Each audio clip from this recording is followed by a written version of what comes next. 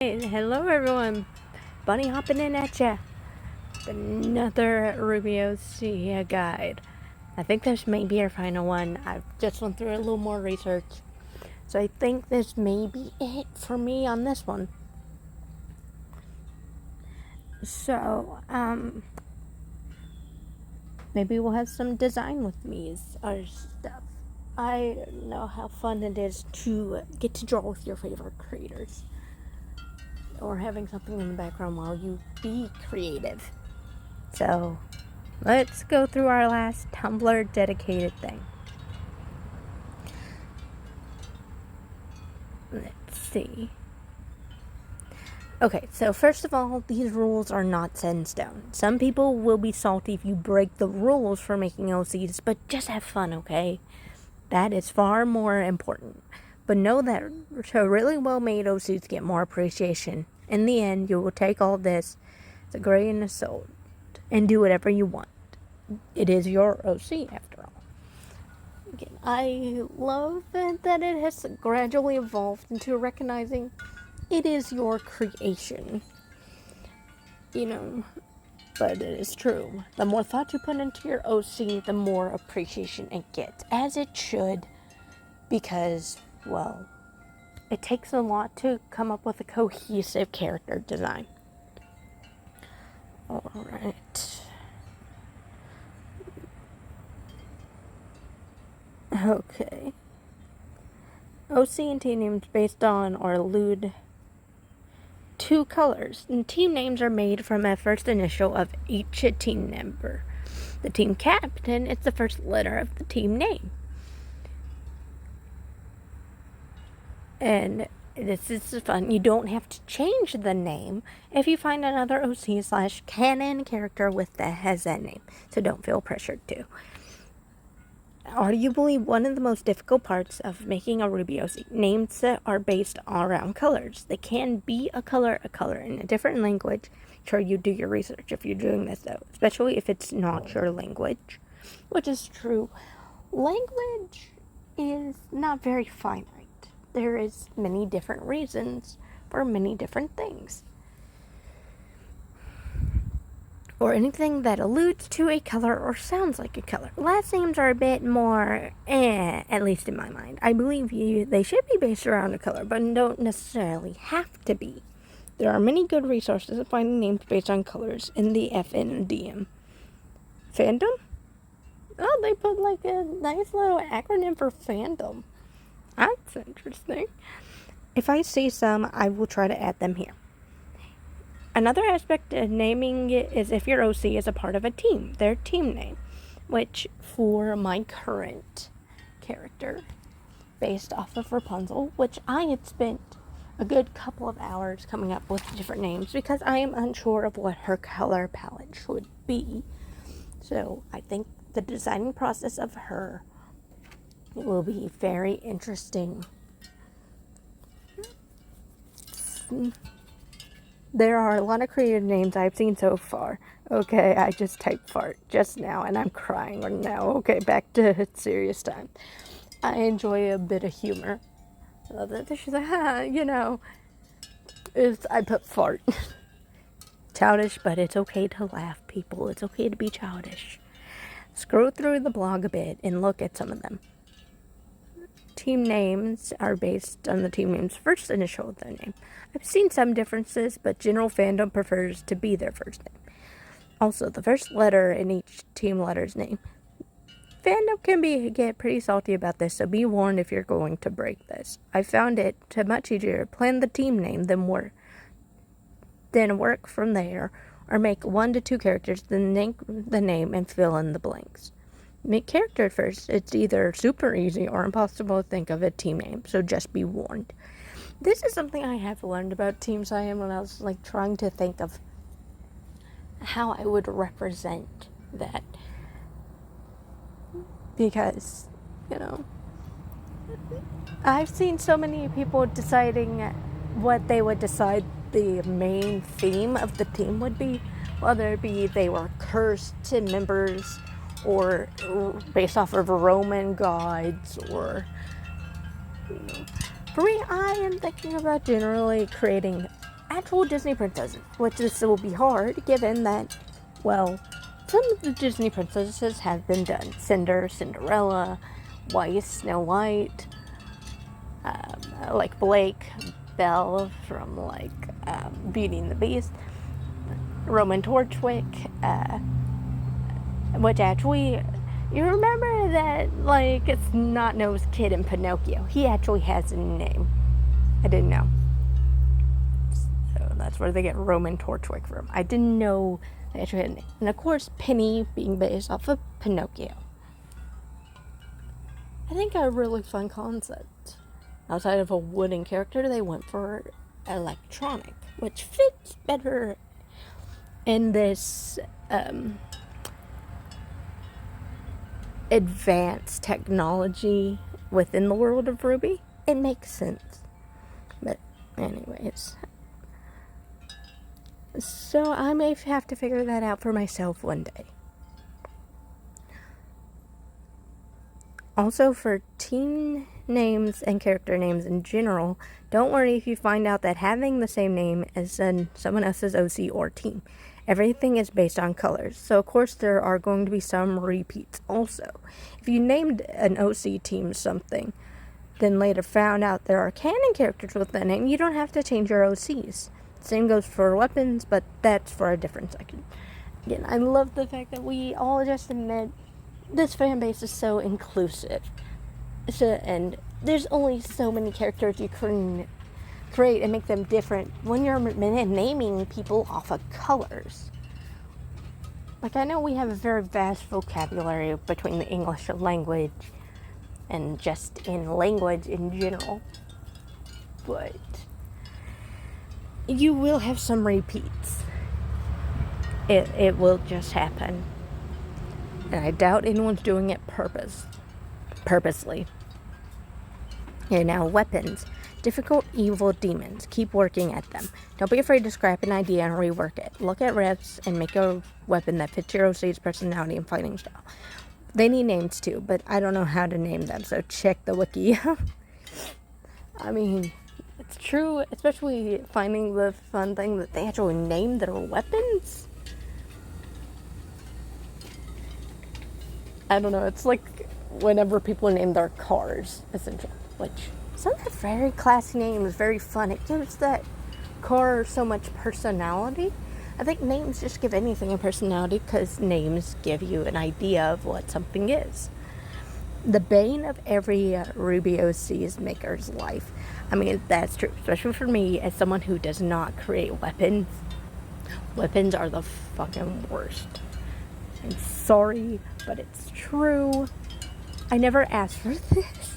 I never asked for this to be this gosh darn hard, okay? Understand, these are gonna be difficult to come up with. They are evil and so great at the same time. And they have a tag for OC weapons you can look through for inspiration. I love that they actually give you a place to go to actually take in inspiration. Having your OC be based off something helps in this area so much. I guess I never even thought about the illusion will help you choose their weapon.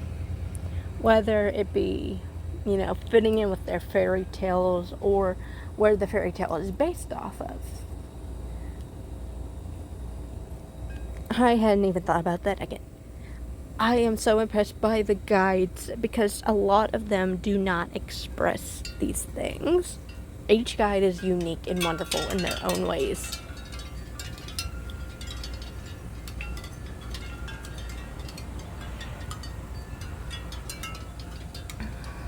There are basically two kinds of weapons, simple, basic designs, and the holy grail of creativity. If your first weapons designs are the holy grail of creativity, please share them with me. Oh my god. Now, if you're like me and most other normal mortals, your OC weapons are going to seem bland, and you're going to work on them nonstop forever. Ain't that the truth? It feels like you never stop designing the weapons. It's the same as character design, though. You never stop designing. Because it's hard to find that iconic look, that vibe you're going for. It's not easy. Having your OC being based off of... Oh, sorry, I went backwards. Don't worry, literally 90% of the fandom does this. You can continue to work on their weapons, and as you learn more, they will get more creative if you aren't happy with them right away. Also, if you're trash like me and have multiple teams, your newer teams are more likely to have more interesting and creative weapons as you get more and more ideas from the fandom. That is 100% A-okay. I mean, I find that interesting, but it comes from a chronic character designer. I have not yet become a chronic team designer yet. Like, for me, I have been in the Sonic fandom. And I can tell you, that's so weird because the Sonic fan base is definitely the reason Sonic keeps coming. But we are dedicated. Same as the Crash fan base, okay? Like, my boyfriend, he has been so into Crash, and even though for me, I don't see the appeal, it's the world to him, and it's the same as Sonic is for me. It is the first things we latch onto at a young age.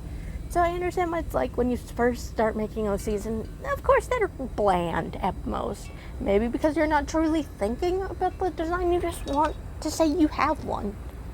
Then you start designing more, and then you start actually thinking more into the creative process, which makes them more epic, more fleshed out. That's just how it is. And I love the fact that it says, that is okay. This is common. The most important part of making a good creative functional weapon is to do your research. Look at revs, look at list of weapons, think about what would match your OC's theme, how they fight. Having a very graceful ballerina, the base ballerinas, use a giant battle hammer as a weapon would be funny because of the contrast. But what if it her theme and fighting style? I mean, it's true. Everyone loves a little bit of contrast. We find it funny. But, well, you have to think of what is functional and fits your character's style of fighting. They're just general aesthetic. It's something to tie in the character design. It's important to think about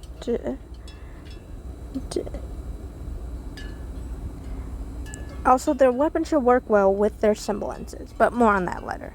Don't be afraid to scrap and redesign their weapons multiple times. It's important to think of how your OC fights. Are they more defense or attack? Are they long range or close range? A little bit of both. What about extra ammo? There are so many possibilities. There isn't much I can say about weapons other than experiment and keep working at it. Transformations can also be difficult, but just keep working at it. If you don't like it, scrap it and redesign it until you're happy. Weapons are extensions to the wielder. They're important. Which I love that they keep pinpointing the fact of, look, it's okay if you don't like your design. It's okay to get rid of that design and try something new entirely. It's more of that idea. It's okay to fail. It's okay to fall on your face when you're trying to fly. It's okay. Just keep going. I enjoy that. Sorry, being outside makes me incredibly itchy. As for naming weapons, I don't really understand the rules behind them much. Whoops. They need names though, so I will have someone more experienced with that. Then check the wiki and try to figure out too from canon characters. Also, do not copy someone's weapon. Just don't do it. You will regret it beyond belief. However, some ideas are pretty widespread.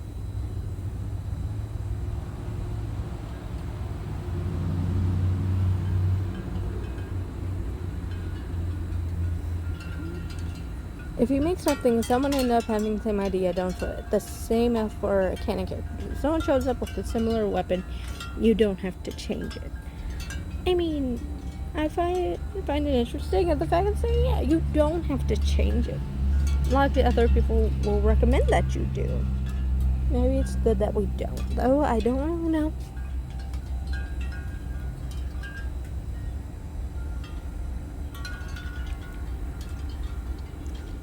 Oh, is that it? Wow, that one was a pretty fast one. I feel bad that I wish I had gotten more out of this one, especially since I very much believe this is my last one.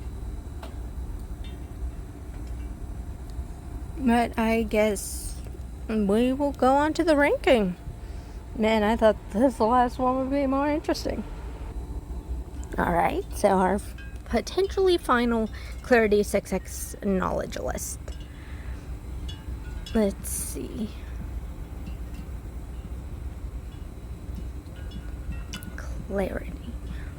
I will give this potential final clarity list the clarity of this guide. I would say it's a 2 out of 5. Simply because there is some amazing pieces of advice, but typically it gives me keep trying vibes, as in it's just all a process.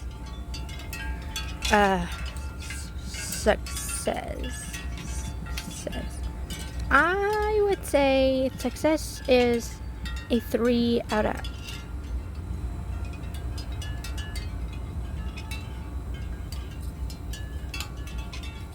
Sorry about my friend. Trying to make a video. So 3 out of 5 for success.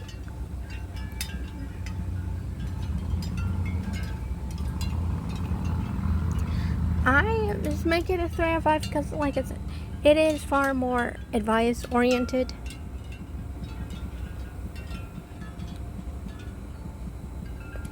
But it brings in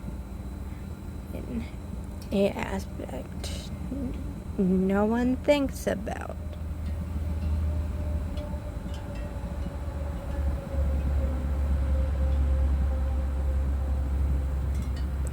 I mean, it's true. This is why I don't like doing things on my phone. Sorry. In an aspect no one thinks about. It's true, no one really thinks about how the weapons are like intertwined with your character design. It fits the character. You sort of forget they are an extension. You are a big boy, aren't you?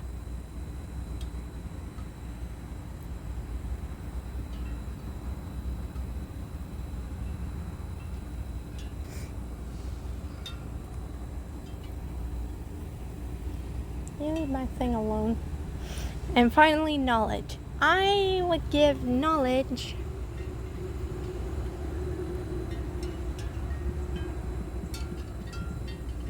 a 2 out of 5. I don't believe they exhibit a lot of knowledge, other than the fact that, yes, there are very certain rules that all of us are already pretty privy to, and they're not fully explained out, really. They don't give you any guides on how to help with that. So, like, all in all, I would give this guide a 2 out of 5. It is not the best one. Now, I believe the best guide out of my final guides would likely be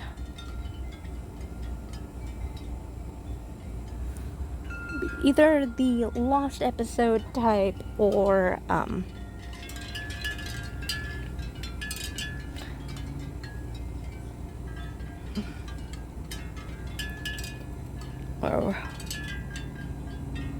maybe the third video in this series. So I will be using both of those in tandem, and I will be showing you what my Rapunzel-esque character becomes and what I may do with her story. So I can tell you wholeheartedly, I have been so happy to be on this journey with you. Whoever finds it special, and I hope that you have an amazing day. Keep making art. Bye.